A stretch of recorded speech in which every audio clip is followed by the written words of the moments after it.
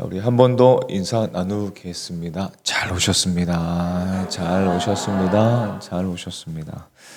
자, 오늘 하나님 말씀은 출애굽기 14장 1절부터 14절까지 말씀을 함께 보겠습니다. 네, 찾으셨으면 제목을 먼저 한번 읽어볼까요? 하나님의 인도하심, 하나님의 인도하심. 네, 우리 교독해서 읽도록 하겠습니다. 제가 먼저 읽겠습니다. 13절과 14절 말씀만 같이 읽겠습니다. 시작. 모세가 백성에게 이르되 너희는 두려워하지 말고 가만히 서서 여호와께서 오늘 너희를 위하여 행하시는 구원을 보라. 너희가 오늘 본 애굽 사람을 영원히 다시 보지 아니하리라. 여호와께서 너희를 위하여 싸우시리니 너희는 가만히 있을지니라. 아멘. 예전에 제주도를 처음 갔을 때 굉장히 인상적이었던 것이 무엇이냐면 그 날씨도 좋고 길도 너무 아름다운데 그 아름다운 길을 50km 밑으로 가라는 거예요. 저는 바람을 다 확 열고 창문을 확 열고 휙 달고 싶었는데 그 아름다운 길을 50km로 가라는 겁니다. 얼마나 차도 없었거든요. 그날도 너무 답답했는데 나중에 그 이유를 알게 됐습니다. 천천히 가니까 그 주변에 있는 환경이 잘 보이더라고요. 그래서 천천히 가는구나, 그런 생각을 했습니다. 여러분, 하나님의 힘이 선명하게 우리에게 보여질 때가 언제인지 아세요? 하나님의 말씀이 우리에게 아주 선명하게 확 보일 때가 언제인지 아십니까? 내 힘이 쭉 빠졌을 때입니다. 내 힘이 확 빠졌을 때 그래요. 내 힘이 완전히 빠지고 바닥이 나버리면 하나님만 의지할 수밖에 없거든요. 그러면은 하나님의 힘이 선명하게 보입니다. 근데 내 힘이 강하면은 하나님의 힘이 잘 보이질 않아요. 이게 참 아이러니한데 그것이 사실인 것 같아요. 소리라는 것이 우리 목에서 나오죠. 저도 이제 회중석에서 찬양을 하다 보니까 막 소리를 지르면 막 하는데 소리가 목에서 나오긴 하지만 가창력 있게 노래를 잘 하려면 목에서 힘을 잘 빼야 된다고 합니다. 그래야 노래를 잘 할 수 있대요. 야구공이나 농구공이나 공을 좀 던져보신 분들은 아시겠지만 공을 잘 던지려면 팔에서 힘을 적절하게 빼야 됩니다. 잘 던지겠다고, 힘차게 던지겠다고 팔에 힘을 너무 줘버리면 방향이 다른 데로 갑니다. 던져본 사람들은 아실 거예요. 노래를 잘 하려면 목이 아니라 힘을 어디다 줘야 되냐면 배에다 힘을 줘야 됩니다. 그래야 정확한 음정과 좋은 발성으로 노래를 할 수 있다고 하죠. 야구나 농구를 잘 하려면은 팔이 아니라 힘을 어디로 이동시켜야 되냐면 다리로 이동시켜야 됩니다. 하체로 힘을 이동을 시켜야지 하체가 받쳐져서 잘 던질 수가 있습니다. 힘을 잘 이동시키는 것이 결국은 인생이 아닌가라는 생각을 하게 돼요. 인생도 마찬가지죠. 내 힘을 빼고 하나님께 힘을 이동시키는 것, 그것이 어떤 크리스찬의 성숙함 혹은 크리스찬의 자세가 아닌가 싶어요.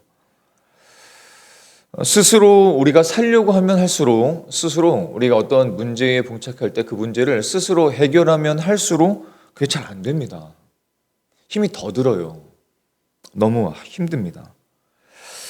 오히려 힘을 빼고 하나님께 수동적으로 이끌려가는 것이 훨씬 낫습니다. 그저 하나님께 예배 시간이 되면 예배하고 말씀 듣고 또 기도하고 또 맡기고 더 순종하고 또 주님을 또 의지하고 그러다 보면 하나님의 인도하심을 받으면서 살아가게 되는 것입니다. 목회도 그런 것 같아요. 힘을 빼야지 자유롭고 또 사람들도 잘 섬길 수 있는 것 같습니다. 잠언서 3장 6절과 7절 말씀을 우리 새한글까지 한번 읽어보겠습니다. 자, 시작.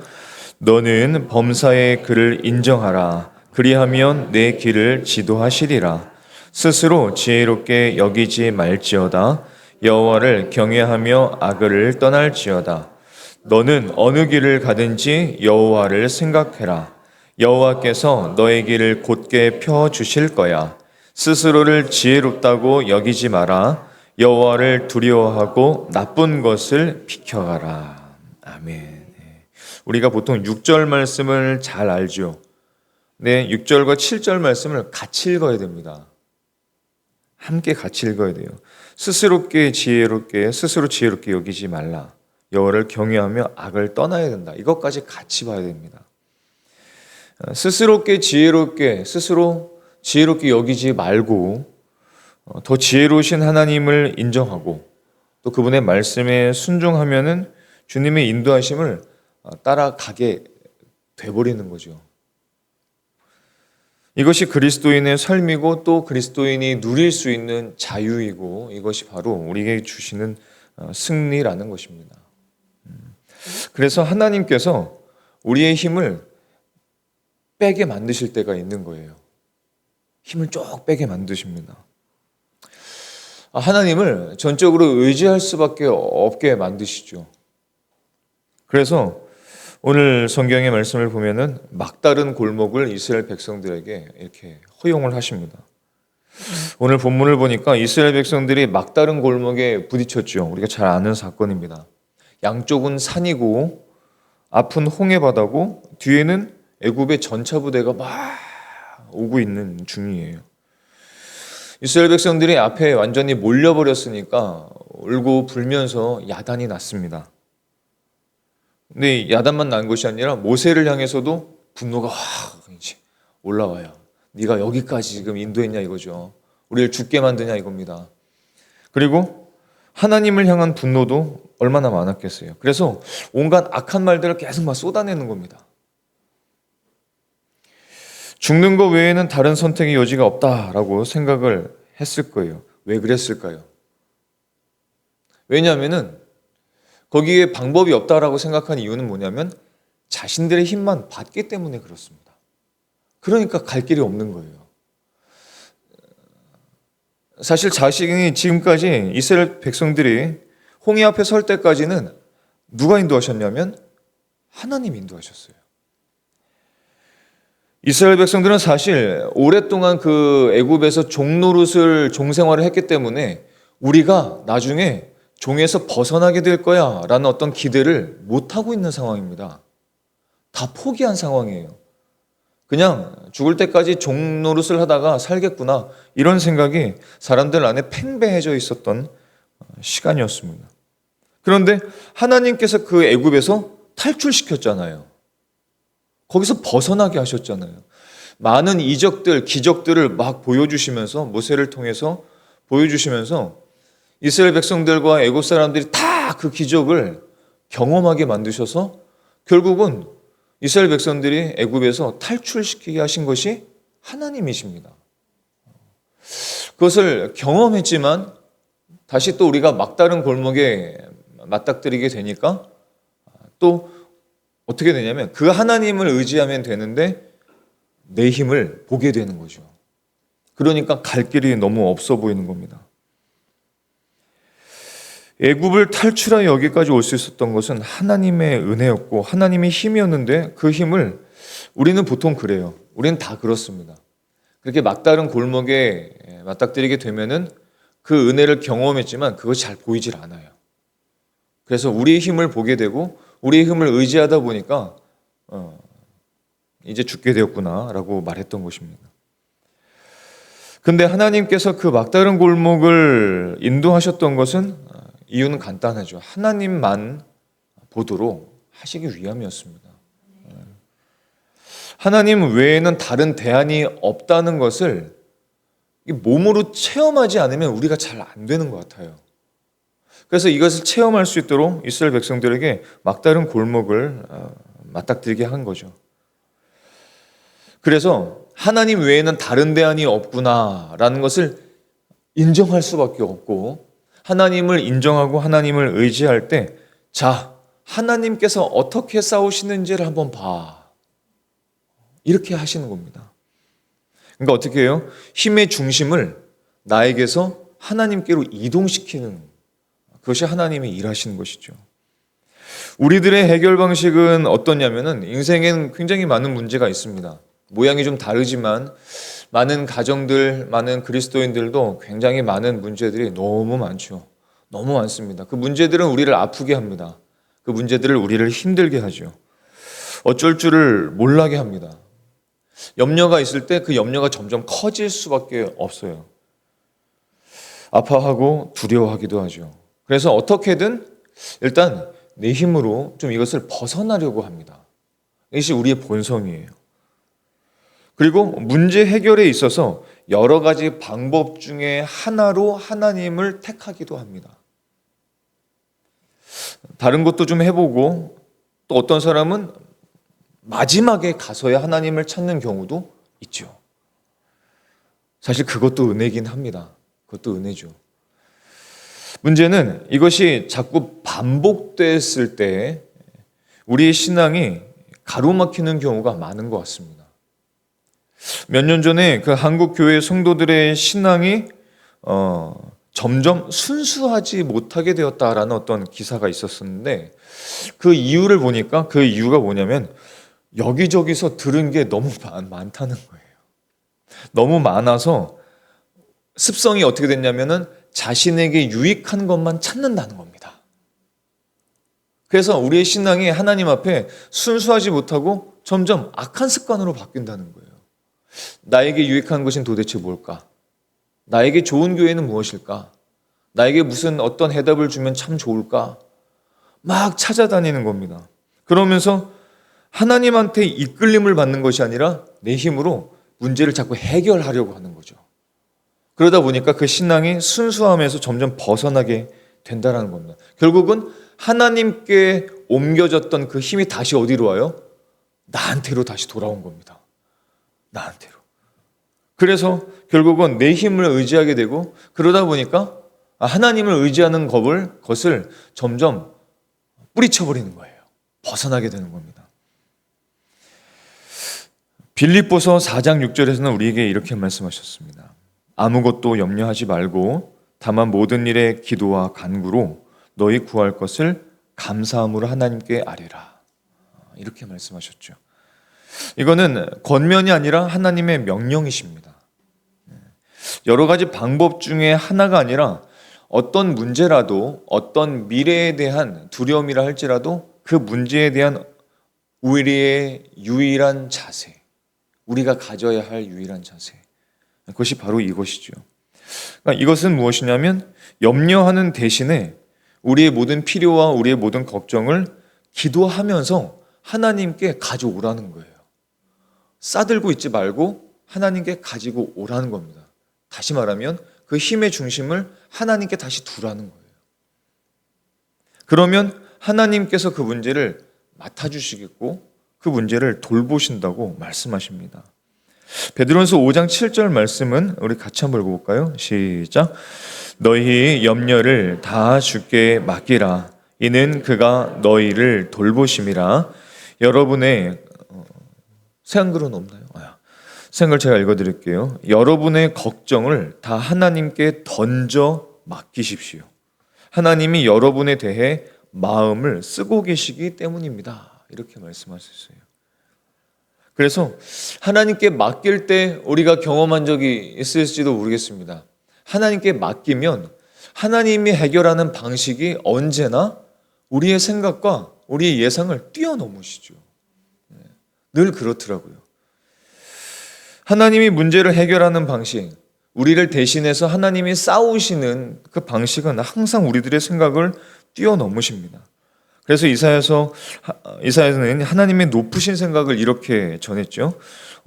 이사야서 55장 8절과 9절 말씀입니다. 함께 읽겠습니다. 시작. 이는 내 생각이 너희의 생각과 다르며 내 길은 너희의 길과 다름이니라. 여호와의 말씀이니라. 이는 하늘이 땅행보다 높음같이 내 길은 너희의 길보다 높으며 내 생각은 너희의 생각보다 높음이니라. 아멘. 아멘. 우리들은 하나님의 일, 하나님이 일하시는 방법을 어떻게 생각하냐면 그 하나님을 내 수준으로 생각합니다. 이것이 우리의 본성이고 또 죄성이죠. 하나님이 일하시는 방식을 내 수준으로 생각하다 보니까 하나님을 의지하는 게 낫겠어요? 나를 의지하는 게 낫겠어요? 뭐하러 힘들게 교회 와서 기도하고 하나님께 그걸 맡겨요? 어차피 비슷하면 그냥 내가 해결하면 되죠. 이것이 우리의 습성입니다. 그래서 하나님께 나와서 기도해야 된다는 건 머리는 알지만 그것을 실행에 옮기지를 못하는 겁니다. 왜? 하나님의 방식을 내 수준하고 비슷한 걸로 여기기 때문에 그래요. 그런데 이것을 정말 한번 맡겨본 사람은 그것을 뛰어넘게 됩니다. 하나님이 내 수준이 아니시구나. 하나님은 정말로 내 생각과 모든 예상을 뛰어넘으시는 분이시구나. 이것을 경험하게 되는 것이죠. 왜요? 모든 문제 해결책은 내가 아니라 하나님께서 갖고 계시기 때문에 그렇습니다. 오늘 본문을 보니까 모세가 이것을 잘 알았어요. 이스라엘 백성들과 애국 군대는 전혀 모르고 있었던 것을 모세는 잘 알고 있었습니다. 그것은 무엇이냐면 모든 인생의 운명이 하나님의 힘으로 결정된다는 것을 모세는 잘 알고 있었습니다. 그래서 이렇게 선포했던 것이죠. 우리 13절과 14절 말씀을 모세가 이스라엘 백성들에게 어떻게 선포한지를 상상하면서 한 번 더 읽어보겠습니다. 읽겠습니다. 모세가 백성에게 이르되 너희는 두려워하지 말고 가만히 서서 여호와께서 오늘 너희를 위하여 행하시는 구원을 보라. 너희가 오늘 본 애굽 사람을 영원히 다시 보지 아니하리라. 여호와께서 너희를 위하여 싸우시리니 너희는 가만히 있을지니라. 아멘. 아멘. 아멘입니다. 우리가 지금 사실 아멘 했지만 당시 이스라엘 백성들이 모세의 이 선포와 이야기를 들었을 때 뭐라고? 하나님이 싸우시겠다고? 저기 군대가 보이지 않아? 저 앞에 바다가 보이지 않아? 군대와 바다가 앞뒤로 가로막고 있는 상황에 모세의 말이 어떻게 들리겠어요? 정신 나간 소리로 들렸을 거 아니겠습니까? 하나님이 싸우신다고? 이 상황을 좀 봐. 이 환경을 좀 봐. 우리 보고 가만히 있으라고? 가만히 있으라는 것은 죽으라는 거 아닌가? 모세가 지금 우리를 죽이려는구나. 13절과 14절의 말씀을 보면 두려워하지 말고 가만히 서서 하나님께서 너희를 위하여 싸우시리니 너희는 가만히 있을지니라. 계속 가만히 말합니다. 반복되는 게 뭐예요? 가만히 있으래요. 여러분 성경을 보면은 하나님께서 우리 보고 자꾸 가만히 있으래요. 사무엘 선지자도 이렇게 얘기한 적이 있습니다. 사무엘상 12장 7절과 16절의 말씀을 보면 그런즉 가만히 서 있으라. 여호와께서 너희와 너희 조상들에게 행하신 모든 공의로운 일에 대하여 내가 여호와 앞에서 너희와 담론하리라. 너희는 이제 가만히 서서 여호와께서 너희 목전에서 행하시는 이 큰 일을 보라. 가만히 좀 있으라. 시편 기자도 이렇게 말했습니다. 시편 46편 10절 말씀을 같이 읽겠습니다. 시작. 이르시기를 너희는 가만히 있어 내가 하나님 됨을 알지어다. 내가 문나라 중에서 높임을 받으리라. 내가 세계 중에서 높임을 받으리라 하시더라. 아멘. 가만히 있으래요. 자꾸 가만히 있으래요. 우리들은 그렇게 생각하지 못하고 그렇게 결정하기가 좀 어렵죠. 우리의 습성이 그렇지 못합니다. 우리는 보통 조급하거든요. 그래서 가만히 있지를 못합니다. 가만히 있지를 못해요. 예레미야서 8장 14절의 말씀을 보면은 이런 말씀이 있습니다. 우리가 어찌 가만히 앉았으랴. 모일지어다. 우리가 견고한 성읍들로 들어가서 거기에서 멸망하자. 이게 보통 우리들이 하는 방식입니다.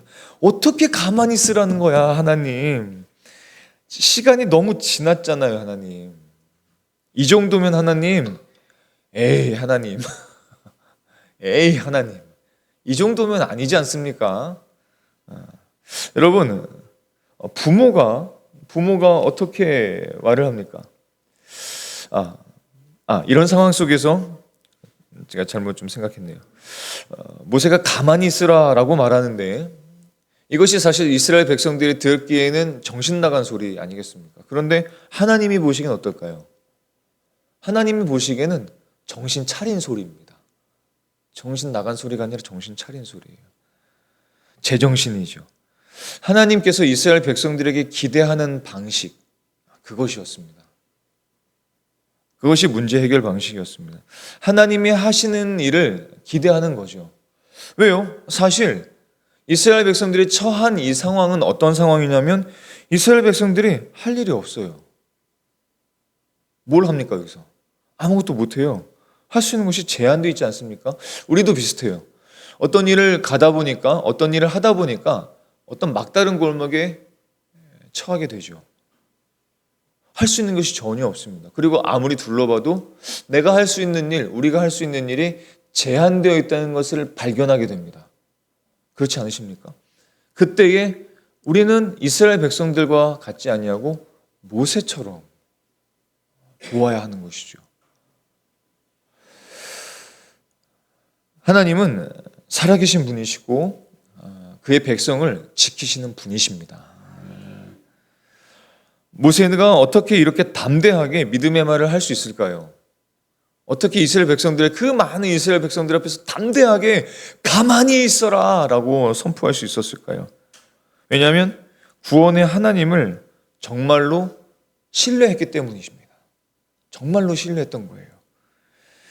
이런 지경까지 인도하신 분도 하나님이시고 여기까지 오게 하신 분도 하나님이시고 나에게는 해결할 방법이 없고 우리는 해결할 방법이 없다는 것을 확신했던 것이죠. 다 알았던 것입니다. 출애굽은 사실 이스라엘 백성들의 뜻이 아니었어요. 하나님의 뜻이었습니다. 이스라엘 백성들은 출애굽할 거 별로 기대 안 했습니다. 이제 그냥 종노릇해서 이 땅에서 잘 살아보자. 여기서 이렇게 오랫동안 종살이를 하다 보니까 얻는 것도 많아. 별반 큰일 생기지 않아. 애굽에서 살 때가 결국은 400년을 넘게 살았는데 그런 생각들이 왜 없었겠어요? 나중에 보면 그거 다 들통나지 않습니까? 그렇죠? 그냥 차라리 그 땅으로 돌아가게 해달라고 그러지 않습니까?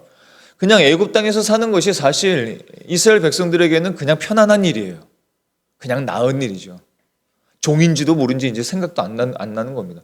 그런데 하나님이 출애굽의 뜻을 정하신 거예요. 그 땅에서 계속 종으로 사는 것은 하나님의 뜻이 아니었습니다. 출애굽을 하는 그 뜻은 이스라엘 백성들이 정한 뜻이 아니라 하나님이 뜻을 정하신 것이었어요.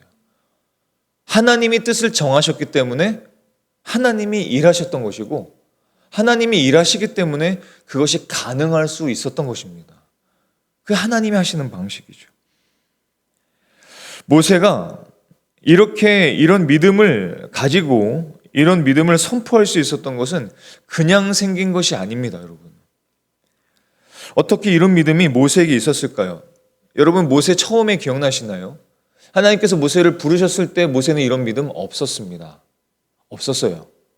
이런 믿음 가진 사람이 아니었습니다. 말하고 또 말씀하시고 또 설득하시고 또 깨닫게 하시는데 아니요, 저는 못합니다. 저는 부족합니다. 저는 그런 사람 아니거든요. 라고 말했던 것이 모세입니다. 근데 모세가 지금은 어때요? 달라졌죠. 완전히 달라졌습니다. 어떻게 이렇게 달라졌죠? 갑자기 믿음이 저 위에 있다가 툭 떨어져서 이 믿음이 생겼을까요? 아니에요. 그렇지 않습니다. 출애굽을 하기 전에 이 애굽 왕과 전쟁을 하지 않았습니까? 영적인 전쟁을 막 싸웠어요. 하나님의 말씀에 순종하는 것이 무엇인지, 하나님의 말씀을 따르며 순종하면서 영적으로 싸우는 것이 어떤 것인지를 실제로 영적 싸움을 치열하게 하면서 또 애구방의 반론도 듣고 세상의 사람들의 이야기도 듣고 하면서 그러면서 영적 싸움을 엄청 하게 되면서 이 믿음이 훈련됐던 겁니다. 그리고 믿음이 강해졌던 것이죠. 믿음이 훈련됐던 것입니다. 믿음은 신앙이라는 것은 신앙생활이라는 것은 훈련이 꼭 필요합니다. 훈련 없이는 안 되는 것 같아요. 많은 훈련을 통해서 그 믿음이 작았지만 믿음이 커지고 굳건해지고 담대해지고 또 믿음을 사용하는 방법도 알게 되고 많은 훈련을 통해서 세상에 대해서 사람들에 대해서 담대해집니다. 점점 담대해져요. 예전에는 사람들 앞에 서면 꼼짝 못했던 이렇게 점점 이렇게 막 도망 다녔던 저도 여러 가지 컴플렉스로 인해서 도망 다녔던 사람이 자꾸 하나님께서 앞에 서게 만드시고 여러 가지 일들도 겪게 하시고 아픔도 겪고 분노도 해보고 화도 내보고 막 해보기도 하고 이러면서 오는 거. 모세가 그러면서 믿음이 담대해질 수 있었고 훈련이 된 거였습니다. 그래서 그 믿음으로 선포할 수 있었던 것이에요. 성숙한 크리스찬들이 되기를 우리는 사실 원하지 않습니까? 그런데 이 성숙한 그리스도인들은 지혜가 많은 사람이거나 혹은 능숙능란하게 어떤 일을 잘 처리하는 사람 아닌 것 같아요. 많은 세상 지식을 많이 가진 크리스찬? 그것도 필요하지만 그건 아닌 것 같아요. 하나님께 잘 맡기는 사람, 내가 가진 힘을 잘 빼는 사람, 내 힘을 빨리 싹 빼고 하나님께 힘의 중심을 옮기는 사람. 그래서 나에게 기대했던 것들을 다 내려놓고 빨리 하나님께 그 모든 기대를 두는 사람. 그 사람이 바로 하나님이 보시기에 성숙한 크리스찬이 아니겠습니까? 누구나 평탄하고 안정된 길을 원합니다. 그거는 부정할 수 없고 모든 사람들이 원하는 거죠. 누구나 평탄하고 안정된 길을 원합니다. 근데 하나님께서 인도하시는 길을 보면 그런 건 아닌 것 같아요. 우리가 기대하는 어떤 평탄한 길이 아니라 때로는 예상치 못한 험한 길, 그 길을 허용하시기도 합니다. 그런데 나중에 그 길을 지나와 보니까 어떻게 해요? 그 길이 가장 좋은 길이었다는 것을 알게 되죠. 그리고 그동안 나를 너무 사랑하셔서 나를 훈련시키셨구나라는 것을 알게 됩니다. 그리고 하나님께 감사하면서 찬양할 수 있게 되는 것이죠. 그래서 예수님께서 그 십자가의 길을 먼저 걸어가신 겁니다. 그분이 그 길을 성경을 통해서 우리에게 보여주시는 거예요. 내가 걸어갔던 이 십자가의 길, 고난의 길, 배신의 길, 아픔의 길, 말할 수 없는 눈물의 길, 그 길을 걷지 않고는 예수님의 제자가 될 수 없다는 것을 보여주신 것이 아니겠습니까? 하지만 그 길이 결국은 영광의 길이었고 그 길이 영생의 길이고 그 길이 결국은 우리가 가야 할 영화로운 하나님이 기뻐하시는 길이라는 것입니다. 사람들의 비난들, 침뱉음들, 모욕들, 배신들 사실 예수님께서 인간으로서 예수님이 감당하기 정말 쉽지 않은 그 길. 하지만 우리를 구원하시기 위해서는 반드시 가야 하시는 그 길. 십자가의 그 길, 고난의 길, 죽음의 길을 가셔야만 했습니다.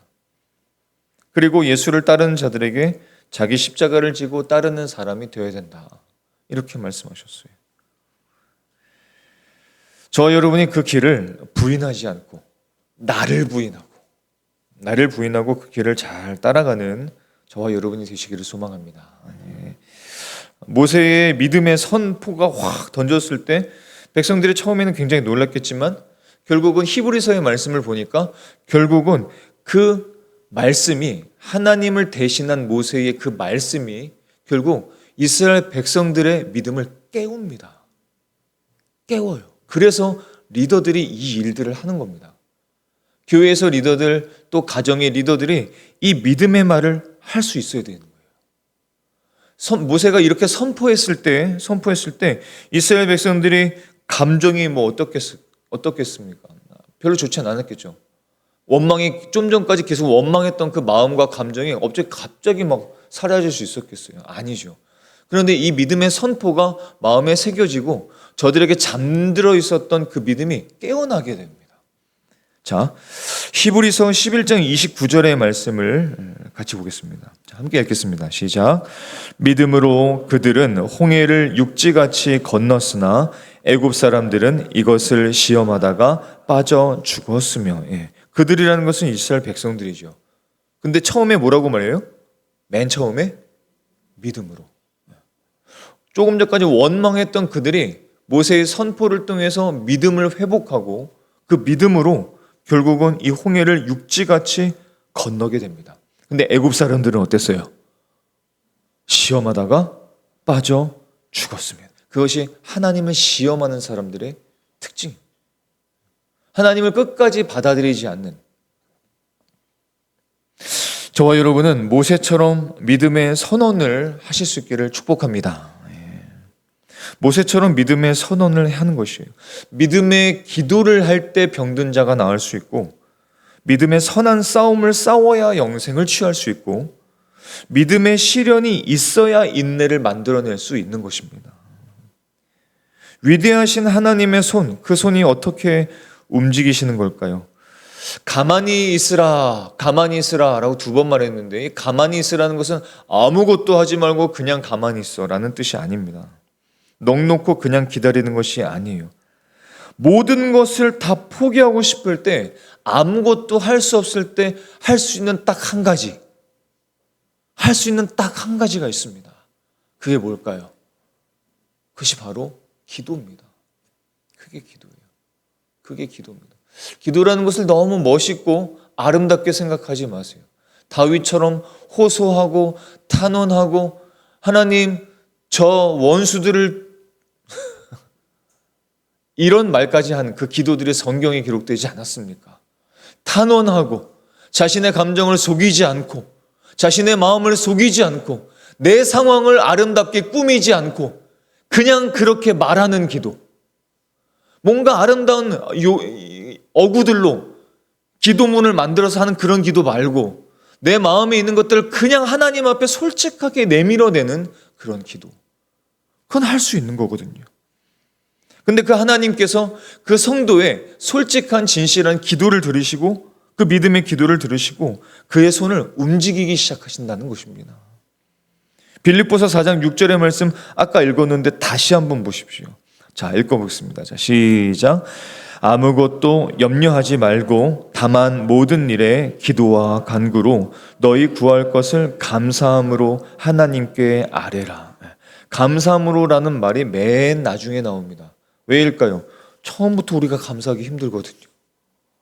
그런데 그렇다 할지라도 먼저 그 기도를 시작해야 된다는 겁니다. 탄원이든 호소든 하나님을 향한 어떤 마음이든 내 감정이든 그것을 먼저 꺼내고 내 마음을 열어서 그것을 꺼내기 시작하면 기도를 하다 보니까 나중에 어떤 기도로 마무리되냐면 감사함으로 기도가 마무리되는 거예요. 여러분 부모들 계신데 부모들이 어떻게 움직입니까? 아빠 저것 좀 주세요. 엄마 저것 좀 주세요. 하면 부모가 움직이죠.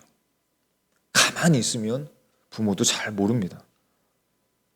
하나님 아버지는 그의 자녀의 그 기도 그것을 통해서 일하시는 분이시지 그냥 마음대로 하나님이 다 아시니까 하나님께서 알아서 해주실 거야 하면은 우리는 로봇이죠. 하나님의 자녀가 아닙니다. 그런 거는. 그런데 참 감사하고 놀라운 것은 무엇이냐면 기도를 시작할 때 기도하면서 그 힘의 중심이 나에게서 하나님께로 옮겨집니다. 내가 막 붙잡고 있었던 것이 하나님께 옮겨져서 하나님께 맡기게 됩니다. 처음에는 내가 붙잡고 있었는데 그것을 조금씩 놓더니 이제 하나님께 전폭적으로 맡겨버리는 거예요. 의지해버립니다. 근데 자유합니다. 자유하죠. 왜? 내가 꽉 붙잡고 있을 땐 자유하지를 못해요. 사람들의 시선도 굉장히 신경 쓰십니다. 그리고 내가 교회를 다니는데 이것밖에 안 되라는 생각도 막 드는 거죠. 자책감도 들어요. 사람들이 뭔가 한마디만 하면 그 비난이 콱콱 찔립니다.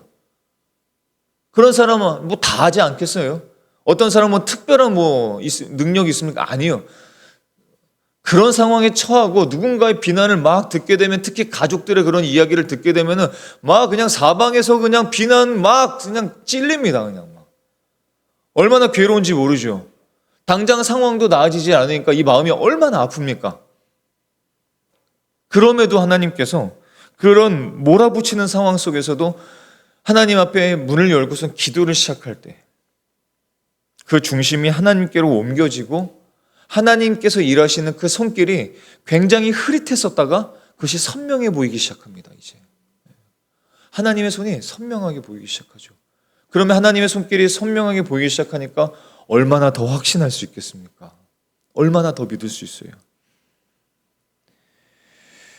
출애굽기 17장에 한 전쟁이 있는데 우리가 잘 아는 전쟁입니다. 이 전쟁이 이것을 잘 보여주는 사건 아니겠습니까? 이스라엘 백성들이 르비딤이라는 곳에 왔을 때 아말렉 군이 쳐들어왔습니다. 근데 굉장히 많은 군인들이에요. 이스라엘은 애굽에서 나와서 여행에서 지쳤습니다. 사람들은 부실해요. 가진 것도 없습니다. 군대 조직도 제대로 되지 않은 상태. 순식간에 잘 무장되고 훈련된 그런 아말렉 군인들을 막 쳐들어오니까 어떻게 대항할 수 있겠어요? 대항할 수 있는 힘이 어디 있겠습니까? 없어요.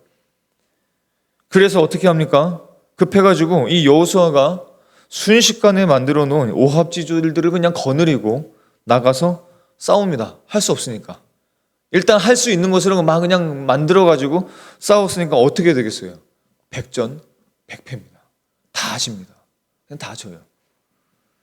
훈련도 안 됐어. 무기도 없어. 그냥 갑자기 편성해서 나간 군대가 어떻게 그 아말렉군을 잘 준비하고 들어온 아말렉군과 싸워서 이길 수 있겠어요? 안 되는 거죠. 다 져버렸습니다. 짓밟히고 상처받고 이스라엘 군인들은 죽고 생각들을 하지 않겠습니까? 나라의 운명이, 우리의 운명은 이제 끝났구나. 우리는 끝났구나. 나는 끝났구나. 그때 모세가 전쟁터가 내려다 보이는 언덕으로 올라가죠. 올라갑니다. 그리고 아론과 훌과 함께 손을 들어서 기도를 함께 하기 시작하죠. 그러니까 조금 전까지 패배에 패배를 거듭했던 이스라엘 백성들이 갑자기 큰 힘이 생깁니다. 전쟁에서 이기게 되죠. 이제는 저들이, 이스라엘 백성들이 이 아말렉 군대들을 파죽지세로 막 몰아붙입니다. 말도 안 되는 일이 시작된 거예요. 근데 모세가 피곤해서 팔을 내리고 기도를 멈추게 되니까 또 다시 그 아말렉 군대가 다시 돌아와서 이스라엘을 쳐버립니다. 공격합니다. 이스라엘이 또 무너지기 시작합니다.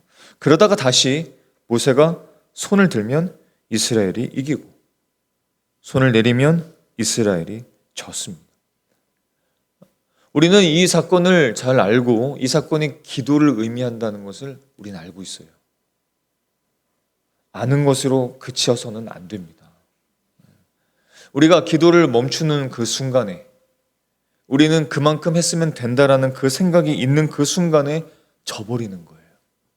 그것이 하나님의 방법입니다. 왜? 안 그러면 내가 힘이 있어서 그 전쟁에서 이긴 줄 착각하기 때문이죠.